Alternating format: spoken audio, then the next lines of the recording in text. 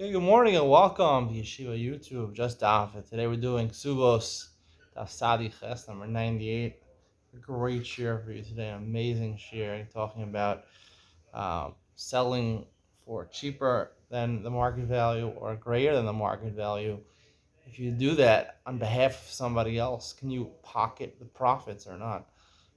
We'll get into that in the main share, and of course, Ian Ben Sion will discuss it further. What is the logic behind the psak halacha in that area?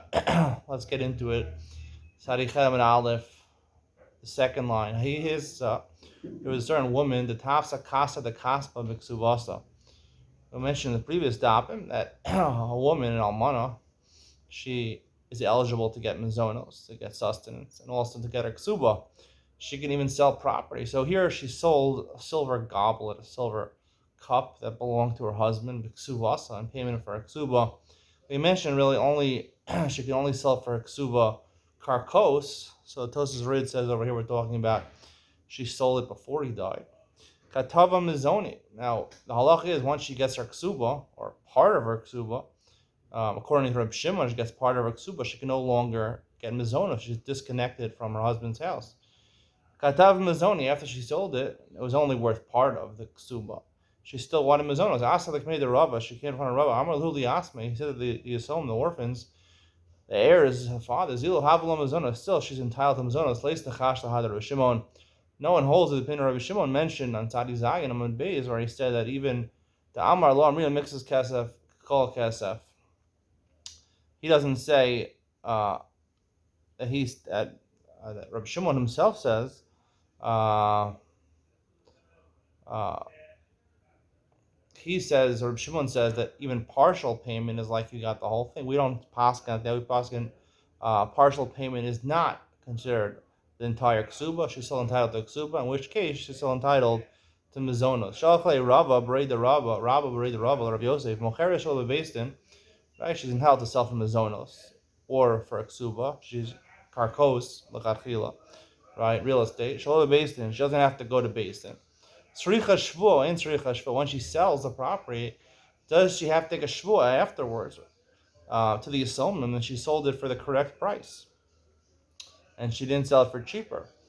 The Gemara says, before you have a question about Shvua, maybe she should need to list it. She has to list the property for 30 days, let's say, before, so she can get an appropriate price. If you sell right away, you're probably going to get not as good of a deal as you get if you list the property and you wait for, let's say, 30 days. Usually the standard time is listing it and waiting 30 days to see the best price. Does she need that? That I don't have a question about. Nachman, Almana Shishamala Atzma lost of a loklum. An Almana, a widow, that she evaluates a property for herself, right? It's meaningless. She can't do it. Hey Chidami, what's the case? What was Rav Nachman talking about? Ida Achros. If she listed the property, she publicly announced to everybody, she put out an auction that she's going to sell the property. Amilo asa v'lo klum. Right? She did everything appropriate for selling a property. Why is it invalid or sale? Elav the law. It must be that she didn't list the property. She didn't publicly announce it. La'atzma with lost of v'lo klum. When she's selling the property for her own collection of her ksuba, she didn't do anything. Hala'acher. However, if she, she evaluated the property and she took it for herself. So that's why Rav Nachman says she took it for herself. She says, okay, this property is worth $1 million, and she took it for her ksuba, a big ksuba, $1 million ksuba. She married a rich man. Hala'acher, but if she sold to somebody else, even without a hachraza, masha asta, that obviously would be okay. She doesn't have to list it. She doesn't have to get the best price. The Gemara says, no, Lo'olam the Achros. Really, Rav Nachman was talking about a case where she did list it, she did it publicly, now she was going to sell it. But the Amri law, and the reason that it's invalid, man shamlich, right? Since you're taking it for yourself, right, even though you listed it and you got the best price, who gave you the authority to take it for yourself? She has the rights to sell it to another party, but to evaluate and take it for yourself, that Chazal never gave her the right to do. Kihai dahu gavra. There was a certain incident with another man. The ifkidu gabe kista diasme. He was owed money by a certain person. The person died. They gave him to watch some wood. Is the article's explanation, one of the explanations, some expensive wood of the Yisum. Azal Shamal and Afshe, he evaluated how much it's worth, and he took it in payment for his chov that he was owed, the money he was owed. Ba'arba mea zuzi, for $400. Iker kam b'shis mea. And then, by the time it came to court, it was already worth $600. It went up in price. Wood, or coal wood, the article says, it's expensive. There's no gas anymore. Russia cut off all the gas. So in Europe, you need the coal wood went up in price. Askame the Rabbi Ami, he came from Rabbi Ami, Man Shamlach. He says what you did, even the collection itself, even though you collected it for less than it's actually worth now, it's in value. You can't evaluate and take for yourself. Because Allah gave you the right to evaluate it and to sell it to somebody else. To take it for yourself, they never gave you the right to do it. The Hilchasta, Gemara Paskin, Sricha Shvua, after she sells it, when she has the right to sell, she has to take a Shvua, she sold it for a fair price. However, she does not have to get the best price. She does not have to list it and publicly announce it. She can get whatever price is available at that time right away. It's like a shvua that she sold it for the price that she got, and not she sold it for she'll say a price I sold it for $500, and really she pocketed $1,000. So she has to swear how much she really got for it. The Mishnah says Almana Shaisa Kesubos Masayim. She has a Kesuba Masayim, a psula, let's say, right? Umachra Shava Mana Masayim. She took one of the husband's fields. She wanted to collect her ksuba. The field was only worth a mana, but she sold it for $200. Right? She did better. Right? She got more money. Oshava masayim b'mana, or the opposite. Right? It was only worth $200, and she sold it for $100. It's kabla ksuvas. In both cases, she's fully paid off her ksuba. The Gemara will explain why. Haisa ksuvas a mana. Her ksuba was a mana. She's an almana, only worth $100. Umakra shava mana v'dina ramana. Now, she has only right to sell up to $100 worth of her husband's property. She decided, I'm going to sell $101 worth of my husband's property. But she sold it for $100. She lost a dinar. Mechra batel. She can't do that. She can't sell more than the value of the ksua. I feel he omeres, achzer dinar liyarshin. She says, I'll sell it for $101. I'll give the extra dinar back to the yarshin. Mechra batel. It's batel. Hashem lilo omer laola mechra kai. Hashem lilo argues. She does have the right to sell it. Ajtei sham kadesh d'shayir b'sada. Bas Tisha Kabin, Wakina Bas Chatzi Kav, Okudiva Rebikiva Base Rova. She could always sell even for more, as long as she gives back the rest of the money. Unless she, by her selling more, she's leaving over a field a regular field for planting that's less than Tisha Kabin. Less than Tisha Kabin is a very small field, it's very hard to sell. And a garden less than a Chatzi Kav, according to Rekiva, less than a Reva, a fourth of a Kav. So if she sells, the remaining land is less than that, it's very hard to sell that. She can't do that. She was owed $400. She sold one field for $100, one field for another $100.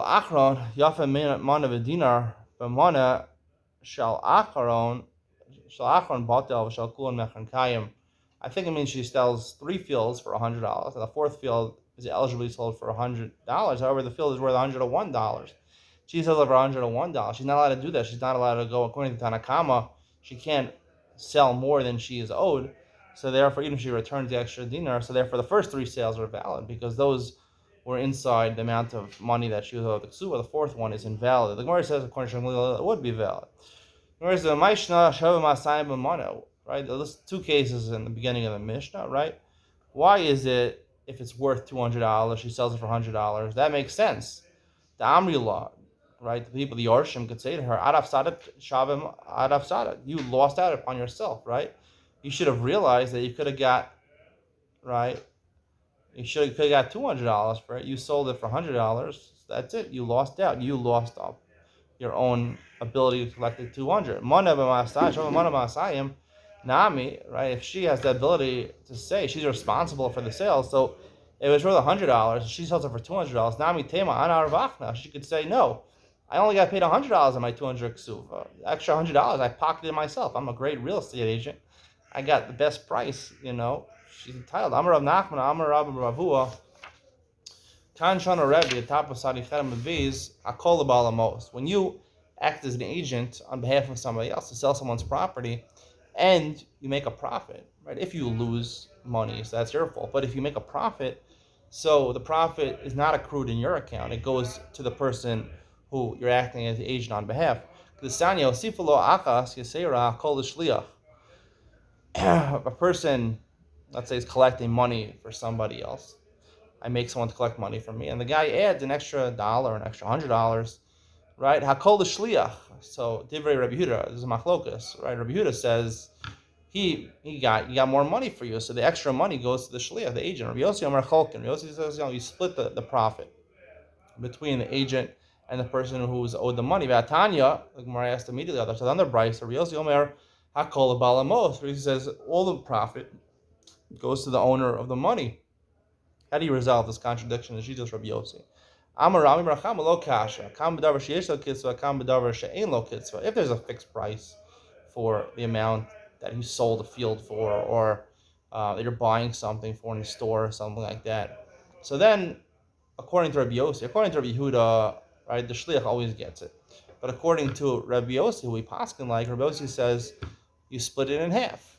I'll explain this more in Yud Ben Sion. If the davar she'ein lo kitzvah, when you sell land, there's no fixed price for land. I mean, you can haggle it. It's like in Israel. There's no fixed price for anything here in Israel. You can haggle everything. In America, there's always a fixed price. It says a fixed price. You can't haggle the taxi driver. In America, it doesn't work. You can't. If it says something in Macy's, you can't go to the cashier and say, "It says $100. I'll give you 50, and I'll give you a smile." It doesn't work in America. In Israel, everything's ain't no kitzvah, but especially land. Land has no kitzvah. So in that case, Rabbi Yossi I call the Baal Hamos, when there's no fixed price, so therefore the Baal Hamos, the person who owned the property, or the person who owns the money, he gets all the profits. I will explain this. There's two ways of explaining this. The simple way of explaining this, which I'm going to say I don't think is the right shot, is that if it's a davar sheish kitzvah, we know how much it's worth. So you caused a revach, you got it for a better deal, or you sold it for more, so you should be entitled to part of it. Davar she'ein lo kitzvah. Who's to say that somebody else couldn't have got the same price? You think you're the better agent? No, everyone can get it. It's a house, on the market. It's an attractive house. People want to buy this house. There's no set price for it, right? It's listed for 1.7 million shekel, your 3-bedroom apartment here in Telstone, but maybe you can get a better price. Maybe anyone can get a better price. Who's attributed to you, to the agent? Maybe a different agent got the same price, so therefore you're not entitled to the money. That would be the seemingly simple explanation over here. I think I have a better explanation. I will tell it to you in Yud Ben Sion. Amar Rav Papa. Rav Papa concludes, Hilchas hadavar sheyesh lo kitzvah cholkin. We pass the Rabbi Yossi, if there's a kitzvah, set price, and the agent makes more money, you split the profits. Davar she'ein lo kitzvah kol Baal Hamos. If there's no fixed price, the Baal Hamos, the person who owns the property, the person who gave the money to purchase something, he gets the entire profit. Mike Mashmalan, what is the chiddush of Rav Papa? He just wants to reiterate that the chiluk we made, the distinction we made with two statements of Rabbi Yossi, right, to explain the two statements of Rabbi Yossi is a real good explanation. They asked the following question: Amar le zavin le lischa, va'azal zavin le kura. Person sets up a real estate agent. He has a large amount of land, shemitah land. He said, "I'll sell a letach." A letach is a really significant amount of land. It's half a core, which is a core is 75,000 square amos. An amos is, let's say, a foot and a half, half a meter, let's say. And he sells, and he wanted to sell a litcha. A litcha is half a core, which is about 37,500 square amos. He sold him double. He sold double. Most of Aldvarav Huva Lischa Miyakani. Right? When he makes a sale, do we say that at least half of the sale went through? The other half is null and void. Odilma Mavri Aldvarav Hu, when you sell as an agent, you sell the wrong thing. You double what he wanted to sell. Vilischa Nami Lokani. And the deal is void completely. He did something completely different than what he was asked to do. Amar Rav Yaakov in our Pakum Mishmei Ravina Tashma. Let's bring a proof. Amar Balabayas Lashlucho. Balabayas, he invites guests over. He had a lot of hektish meat. I don't know. He was makdish a lot of his meat, his spare ribs. He's makdish them to the Beis Hamikdash. But then he decides, you know what? I'm having guests. I need to serve them something. He said to his shluach, he said to his agent, his butler, he was giving out the food, Tein lahen chaticha la'orchin. Give one piece of meat to each guest. Vu amar tlushtayim. The butler, he gave the waiter, he gave 2 pieces to each one. Hey, not to shalosh. And he offered them 2, and they each took 3. So it's a unique case. Kulan Malu, the Chiddush of this brisa is that everyone, the Balabayas, the waiter, and the people, they all committed Me'ilah. They each did something. They each stole, misappropriated from Hekdesh. Yamar Bishlama Mosif al Dvarav, when the agent, the butler, was told to do something, he's adding to him. Mishum Haki Balabayas Mal. The Balabayas said even to give 1 piece. He added, said, take 2 pieces. The Balabayas is responsible for the first one. He's Mosif, the second one. Eliyahu's Mavir al Dvarav Heavy. When you say, he said give 1, and you say 2, so that's considered to be, you make the first, the Balabayas' words null and void. Heavy Balabayas in my mouth. Why do the Balabayas is responsible for Me'ilah? You have to repay Hekdesh to pay another 5th. Vatnan, Ashliach Sha'asa Shlichuso, Mishnah and Kedushin. It's also in Me'ilah. Ashliach Sha'asa Shlichuso, a Shliach that does a Shlichus, Balabayas Mal. Right, a Balabayas goes and tells someone, take something of Hekdesh for me and use it. So he sent him a Shliach. The Balabayas Mal. We don't say, in this case, by Me'ilah, we say Yesh Shliach Dvar Avera. Normally we say Ein Shliach Dvar Avera. Here by Me'ilah we do say Yesh Shliach Dvar Avera. Lo Asa Shlichus, so he did something else. Shliach Ma, the Shliach did Me'ilah. So here he did something else. So the Shliach should be responsible entirely for Me'ilah. No, this Brisa is talking a unique case where the butler said, take 1. He said to the guest, take 1 on account of the Balabayas allowed you to have 1. And I'll let you, I'm a nice butler. He doesn't have to know about this, the owner of the house. I'll let you take another piece. So therefore, he didn't change the words of the Balabayas. He told them exactly what the Balabayas said. The Balabayas is responsible for the first piece. He's responsible for the second piece. The Shaklu Inu class, and they themselves took 3 pieces. Tashma, so we don't have an answer. Let's try if we can figure out an answer to this question. Kesubos mana for a Mishnah. A Kesubos was worth a mana. Machar shava mana v'dinar b'mana, right? She was an almana. She's only entitled to a ksuva of a mana, 100, and she wanted to sell a land worth 101, and she sold it for a mana. Machar mechra bada. My love, what are we talking? What's the case? The zavin shava mana v'dinar. She sold a piece of land worth 101 dinar b'mana v'dinar. She sold it actually for 101 dinar. This is the way the Gemara understands the case now. My b'mana. What does it mean? She sold it for a mana. Mana shala, right? She accepted it as a mana. She said, I'm only taking for payment a mana. Meaning she says, this is for my ksuva. My ksuva is worth a mana. She sold it for 101. But she said, you don't have to pay me the 101. I'm only owed 100. You take it for 101. My afilu he omeres achser sadina liyarshim b'dinar mekarkai. Right? She says, right? It's 101. It was sold for 101. She says, I'll give back the land. Not like we thought in the mission, she's going to take out her pocketbook and give him another dinar. I sold the land $101 worth land. I'll give a dollar worth of the land back to the Yarsh. 100 I'll keep for me. B'ksani mechra batal. And her mechra is batal. So she is considered, her mechra is batal. The entire mechra is batal. So you see that when she does a little more than what she's supposed to, he presumably the Yorshim only wanted to sell $100 worth of property. She did a little more. The entire mechra is batal. So when you do more than the Balabayas wants, so the entire deal is off. Amar Rav Huna B'Reder Rav Nasan Lo B'da Ozil. No, what we're talking about in the case is not talking about a case where she sold it for a fair price. She sold it it was $101 property, and she sold it for $100. She sold it for $100, so she didn't do the shlichus at all. She changed the shlichus of Balabayas. Obviously, the Yorshim wanted her to sell it for the correct price. She sold it for a cheaper price, right? Not that she said that I'm selling it for $101. I'll give you back $1. And I'll accept it for my ksuv of a mana. She actually sold it for a cheaper price of $100, and then she wanted to pay out of her pocketbook another dinar. So that therefore, the sale. This is probably the way you thought the Mishnah meant, but the Gemara clarifies. And now this is what the Mishnah means. At this point in the Gemara is going to challenge this on Sadi Tem and Aleph, but she sold it for a cheaper price, so she didn't do the shlichus at all. So of course the mecher is batel. It's not a fair sale because it was worth 101. She sold it for 100. Stay tuned for Iyun Ben Sion, where we will talk about the schiluk between Rabbi Yossi, Davar Sheishal Kitzav, Davar She'eno Kitzav. If I act as an agent, I go to the store and negotiate a better price for somebody else. Or I'm a lawyer, I go to court and I produce a winning verdict for somebody. Am I entitled to anything? The Gemara says by davar sheish lo kitzva, you're entitled to half. Davar she'ein lo kitzva, you're not entitled to anything.